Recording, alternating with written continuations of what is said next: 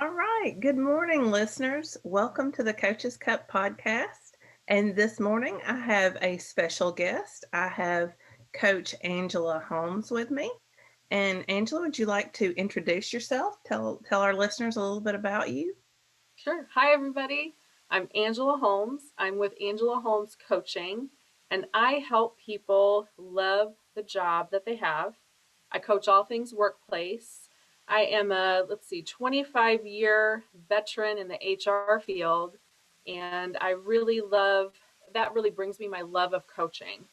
So I'm really here to help people in that different way. Yeah, that's awesome. And that is exactly the reason that we chose the topic we have for you today, which is difficult relationships. Yes. So, talk to us about your experience working in HR or coaching with difficult relationships. Sure. So this topic is great for our listeners today because I think it doesn't matter who you are, what you're doing, because we all interact with people. And I found in my career that most of the time I'm spending helping people deal with other people. So a lot of times there can be friction in relationships, whether you're at work, you're at home, and there's a lot of education that we can do as coaches to help people, you know, go through these relationships and think about them differently. That's how we can help. Yeah, when I know several people who are entrepreneurs. I work. I am a department chair, so I am in a management kind of position. And the thing that you always hear is that the hard part of the job is people. Yes. So, how do you kind of turn that around in your coaching? For me, I like to, when I'm working with somebody in a coaching relationship, I like to talk to them specifically about if they're having an issue with somebody and maybe it's a difficult situation for them. Really get specific on the person that they've labeled difficult. Because difficult's a really general word, but when you think about it, and for all the listeners that are listening right now, we all have maybe that list in our head of difficult people, and you think, boy, if these three people just behaved a little better, my life would be so much easier. And maybe it's people at home, it's people at work, or both. If those people just did what I wanted them to do, things would be so much easier. So when I'm working with people, we'll focus on one of those difficult people and really think about what's the issue that you're having with them, what are they doing that, and get really specific and think about them. What is it that's bothering you? And then really break it down. What do you think about them? And we start there. Yeah. Yeah, because I think most of the people listening by now have figured out that it's your thoughts that really drive everything that we teach. It's what your thought is.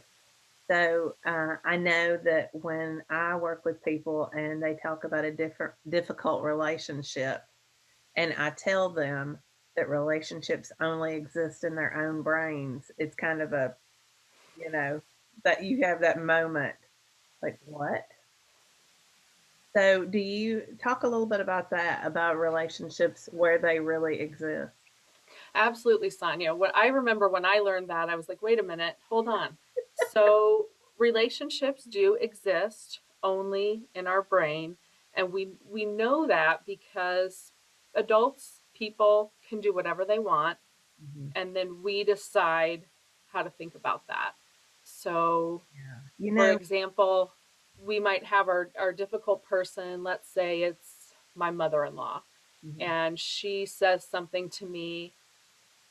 She really can say whatever she wants, and it's not until I have a thought about what she says that then I feel a certain way. Mhm. So, also when I'm working with clients, I really encourage them after we look at that specific example to neutralize the situation. And then you can really see that, what you described, you can see. that it's just my thoughts that are causing me the pain. Yeah.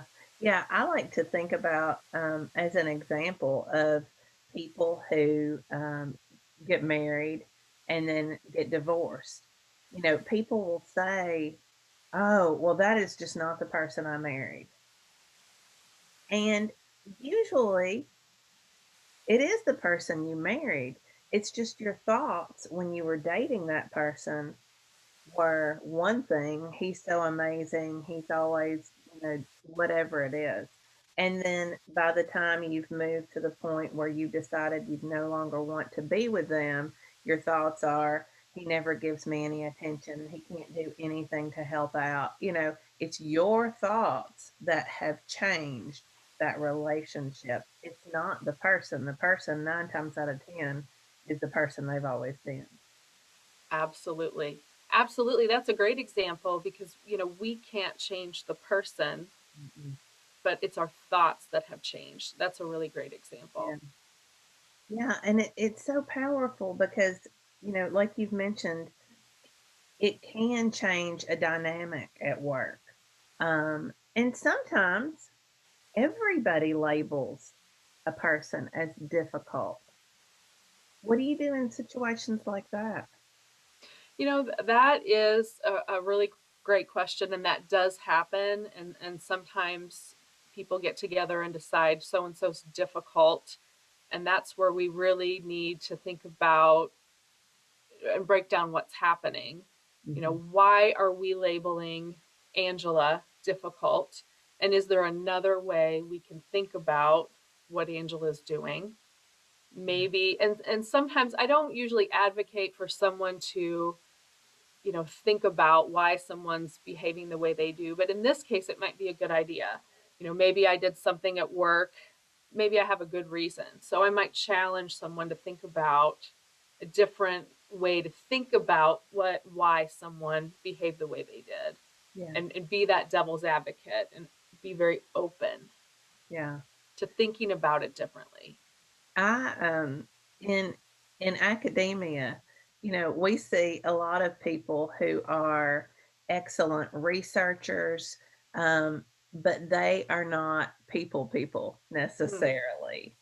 They don't have the greatest people skills, and it's easy to hear those conversations about those kinds of people. Well, they never return my emails, or I walked across campus and ran into them and they didn't even smile. Mm. And it's easy to label that person as being difficult or hard to get along with. And I've tried to, in coaching colleagues, maybe that person is just in their own head. Maybe they're thinking about that project that they're working on. And even shifting it to giving them another idea of what it might be is is helpful, I think, in those moments. It, Because it really is. yeah, It really is, because what if, that person's doing the best they can? What if when you saw them on campus and they didn't say hello, they had something else on their mind? mhm, How do we know what difficult even is? So who decides that? So I think in these situations, it's really good to provide people with other ideas to think about and just open up some of these words and thoughts. And some, our brain likes a habit, so we're always going to think, oh, she walked by my office and didn't say anything and she doesn't like me. Or yeah, to kind of have those paranoid thoughts, or the same thoughts over and over and over. And the truth is that probably isn't what's happening you yeah, know so it's nice to have someone challenge those thoughts for us, and that's where a coach can really help in those situations. yeah. Because we get so in our own brains about these things. I love what you were just saying about somebody walking by your office and not saying hi, and your brain immediately goes to, well, they don't like me. Hmm. I I can't speak for all my listeners, but I know I have done that in moments in my life. That's the first thing my brain goes to. Well, what have I done? What did I do to upset them? And it might not be anything. They might be thinking about, they've got to give some bad news to somebody, or they just have a lot on their minds. And Yeah. so those thoughts don't serve us, and they don't serve us in our relationships with those people either. Absolutely, Sonya. And those thoughts kind of start building this story in your mind, and they take on kind of a life of their own at work or at home. And then you've got this story where Sonya's difficult. She keeps walking by my office. She doesn't say hello. And then something else happens. And then that's kind of how these things take on a life of their own. So when you unreel them or fold them back and you really look at it, wait a minute, is Sonya difficult? What really happened? And when I look at all those incidents, I go, well, this time she probably was in a hurry. Yeah. This time she may have been busy. And then I go, wait a minute, she's not difficult. That's just my brain trying to protect me Hmm. and just keep me safe from feeling anything uncomfortable. Yes. That's all that's happening. Yeah. And I'll share this with you. I am a little bit that way. Honestly, I get in my zone and I do forget to say hello to people, or, and I think that's compounded by now we all wear masks in public. So Mm-hmm. before, where I could just kind of get away with a smile, Yeah. can't even see me doing that. And so I've actually turned around and gone back and said hello to somebody, because I do know sometimes I really get in my zone and people might read that wrong. And I know it's their work to do, but at the same time, when you're in a management kind of position, you don't want to be seen as unapproachable, or you know, Right. Or so, picking favorites. You don't want to be seen as saying hello to one person, not right, another person. She right. likes this person and not me.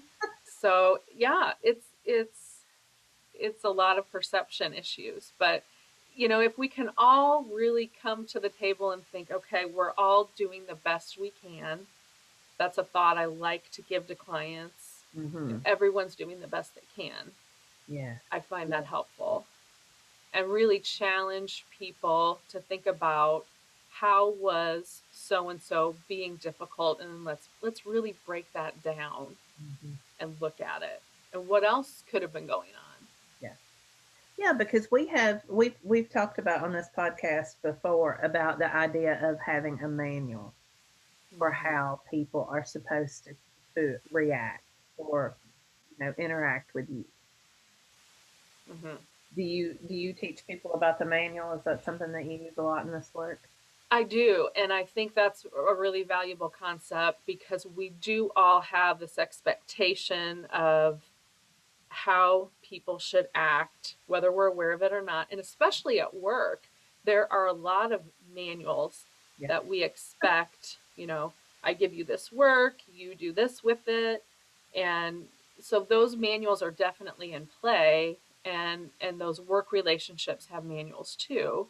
And some of those rules in the manuals are should be there maybe for workplace rules, but some of the other things, we have to be careful because not everyone's going to interpret things the same way.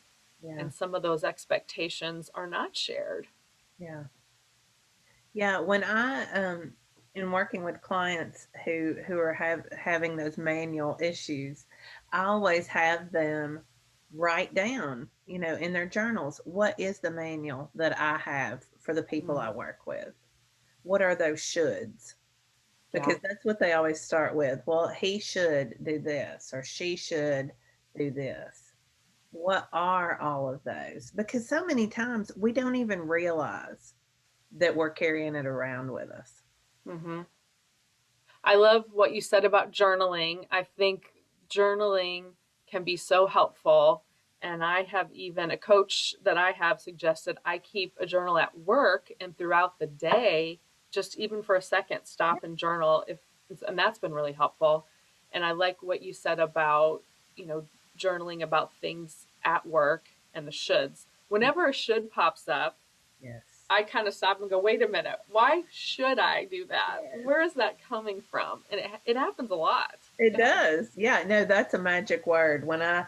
Whenever I write should, I'm like, "Whoa, Yeah. what just happened here?" Yeah. Like, stop a minute. The should is here. Yeah. Yeah, Yeah. I because think that's important. that's a sure sign that that's something going on in our brain.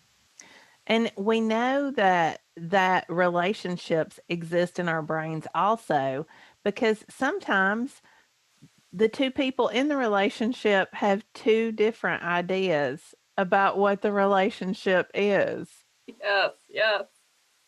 Without Yes. I guess I'm going to get personal here, but there are times when I get aggravated with my husband and like he doesn't know what's going on. He thinks everything is fine and dandy.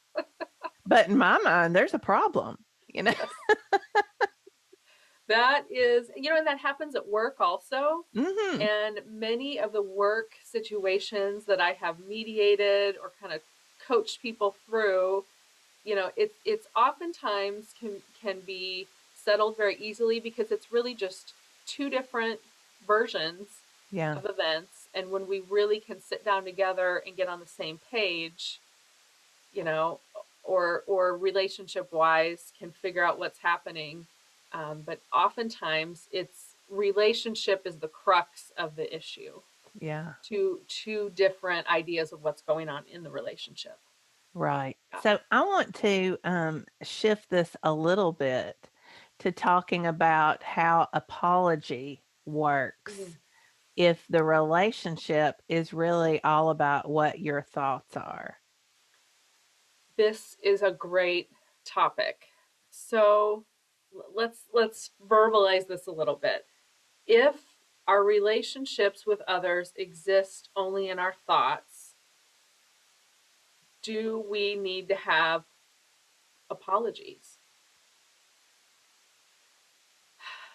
As No a one's gonna mom, like that's a this tough answer, one. Yeah, it's right? No one's tough. gonna like this answer, but I mean, no. The apology really then exists for the person who wants it. I mean, I guess you can still want an apology. Mhm. And, oftentimes people say, how should I apologize to so and so? Or clients will say, I want an apology and I want it to include this. Or I've had people say that to me, please apologize and include these things. Well, you know, I guess the apology is really for the person again who's wanting it. Mhm.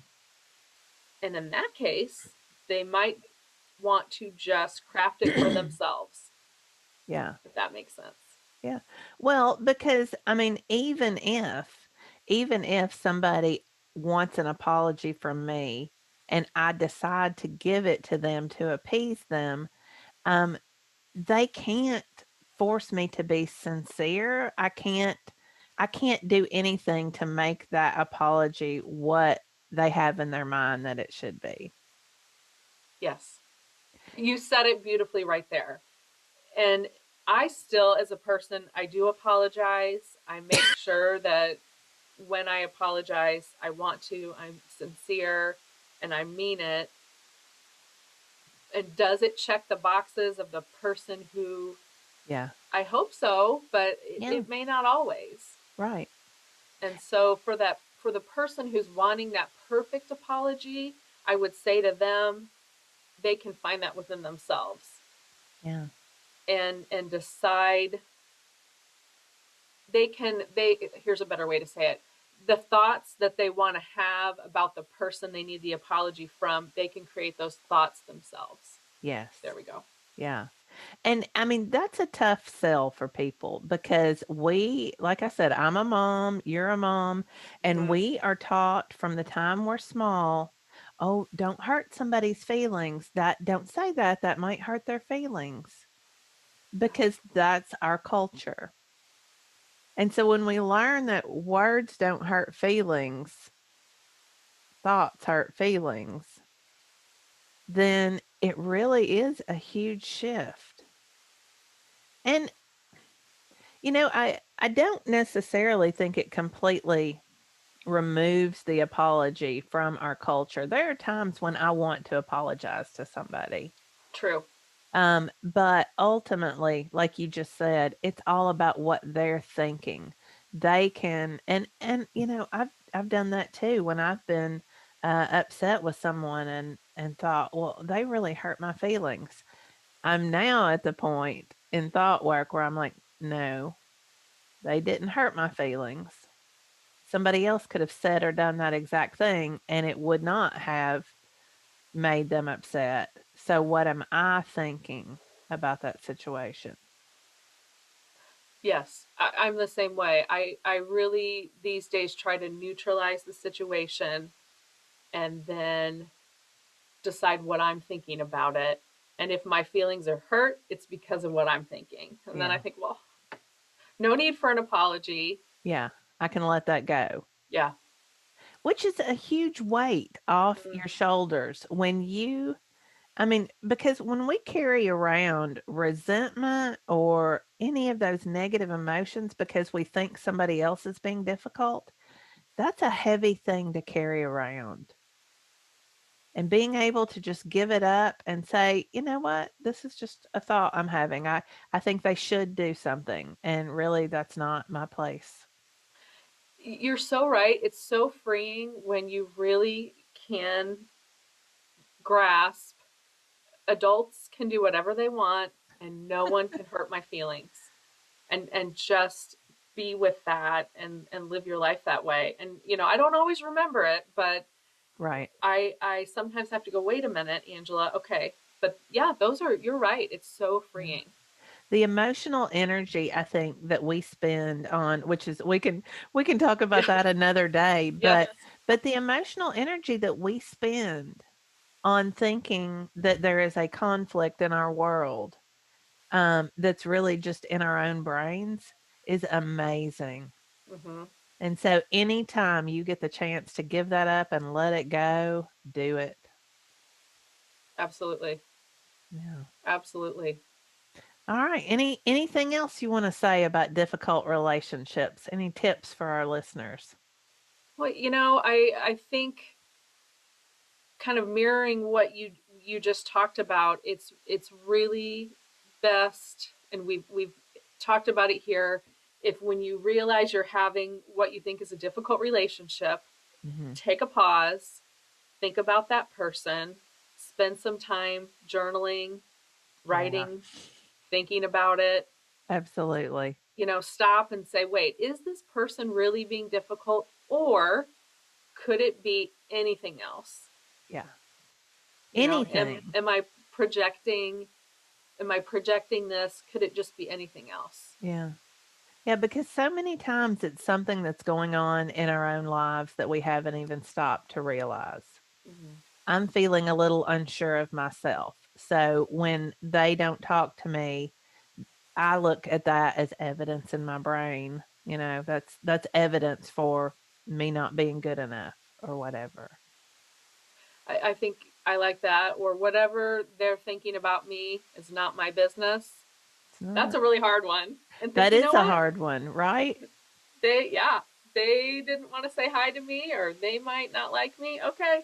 And just let them be them, and just not decide that they're difficult. Just okay. Yeah. Sonya's busy today. She Yep. didn't say hi to me. Okay. Yep. Her brain's somewhere on Yeah. some spreadsheet somewhere. And yeah, and really challenge yourself not to put out that difficult label, and really Yeah. think it's anything else, and that people are doing the best they can. And one thing I do want to hit on that you just said, sometimes people don't like us. I am not everyone's cup of tea. I'm never gonna be, and I probably don't want to be. Yeah. And so just I know, I've had situations where I've had to say to myself, they may not like you, but that's okay. It's Mm-hmm. just the way it is. I don't need everybody to like me. That is also another freeing thought, and to Mhm. feel fine with that. Not everybody's going to like me, and I'm totally okay with it. Yeah, because I Yeah. don't like everybody, to be Yeah. honest. Right. It goes There are both people I ways. don't really want to spend the day with. Yeah. And that's fine. Yeah, Yes. Yeah. yeah. I agree with that. All right. Well, to leave our listeners with a little call to action, a little homework today. Um, we want to challenge you to think about a relationship that you might be thinking of as difficult right now. What is there, a person, a situation that you keep running into that's difficult, and to really take that apart. Angela, you mentioned journaling. My listeners know I am always talking about journaling, but journal about that. Why have I chosen to decide that this is a difficult relationship? That is Hmm. such a powerful question. Absolutely. Yeah. Yeah, really take it apart and look at it and challenge yourself to think of it differently, that Yeah. relationship. All right. Angela, thank you so much for being with us today. Thank you, Sonya. What a great time. Thank you. Tell us again if people want to look you up where they can find all your information. Yes, again, I'm Angela Holmes. I am on Instagram, and you can find me in the clubhouse, Angela Holmes Coaching. Thanks so Awesome. much. Awesome. All right. And you can find me at sonyagreencoaching.com. Until next week, we'll see you. Have a great week. Thanks.